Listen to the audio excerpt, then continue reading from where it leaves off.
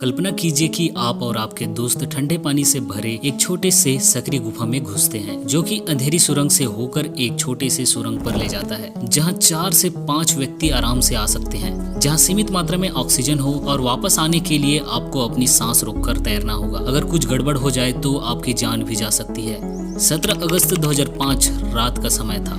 The गालम केव। नमस्कार दोस्तों, मैं हूँ मिस्टर शिवा और स्वागत करता हूँ आपका इस वीडियो में। 17 अगस्त 2005 की शाम black Donner, Scott, Ariel, Jennifer और उसके साथ जोसेफ भी शामिल था।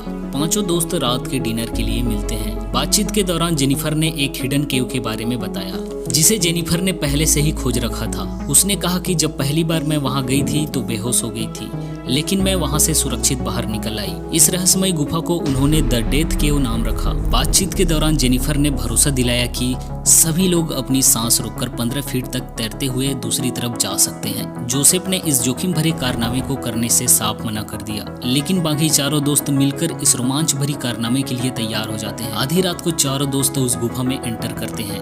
पहले उन्हें 100 फीट की सकरी अंधेरी सुरंग से गुजरना पड़ा, जहां पानी भरा हुआ था। गुफा में जाने के लिए 18 बाई 24 इंच पानी से भरा छेद पार करना जरूरी था। चारों दोस्त एक एक कर पानी में गोता लगाते गए।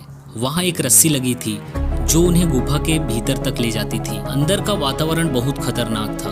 गुफा का दूसरा कक्ष छोटा था, जहां केवल 3 फीट की ऑक्सीजन युक्त जगह थी, लेकिन समस्या यह थी कि वहां स्थिर हवा के कारण कार्बन डाइऑक्साइड बढ़ रही थी। घुटन महसूस होने लगी। उन्हें जल्दी ही एहसास हुआ कि अब और देर करना जानलेवा हो सकता है। जेनिफर सबसे पहले बाहर निकलने की कोशिश करने लगी। घबराहट में रास्ता खो बैठी। पानी गंदा था और ऑक्सीजन की कमी के कारण उसकी सांसें कमजोर पड़ने लगी। वह रस्सी भी छोड़ चुकी थी। कुछ ही देर में वह बेहोश होकर पानी में डूब गई। बाकी तीनों ने भी निकलने की कोशिश की, लेकिन रास्ता बंद हो गया। ऑक्सीजन की कमी से उसका दम घुटने लगा। धीरे धीरे बेहोश होते गए। बाहर इंतजार कर रहे जोसेफ को चिंता हुई कि इतने घंटे बीत जाने के बाद भी उसके दोस्त बाहर नहीं आए। उसने तुरंत पुलिस को सूचित किया। राहत दल सुबह 5 बजे वहां पहुंचा। ऑक्सीजन पंप लगाने के साथ साथ पानी निकालने का प्रयास भी शुरू किया, लेकिन 4 घंटे की खोज के बाद उन्हें एक दिल दहला देने वाला दृश्य दिखा।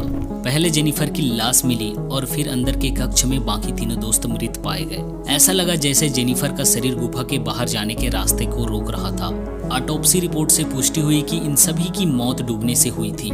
इस दर्दनाक घटना के बाद अधिकारियों ने इस गुफा के प्रवेश द्वार को हमेशा के लिए सील करने का फैसला किया, ताकि भविष्य में ऐसी कोई भी घटना ना हो। यह घटना हमें याद दिलाती है कि रोमांच और खतरों के बीच बहुत बारीक रेखा होती है। प्रकृति जितनी आकर्षक होती है उतनी जानलेवा भी हो सकती है। यह थी गालम गुफा की कहानी। क्या यह एक रोमांच अभियान था जो बहुत दूर चला गया, या एक गलत अनुमान जिसने 4 जिंदगियों को निगल लिया? जो भी हो, यह घटना हमें सिखाती है कि जब हम प्रकृति के रहस्यों को खोजते हैं तो हमें सतर्क और तैयार रहना चाहिए।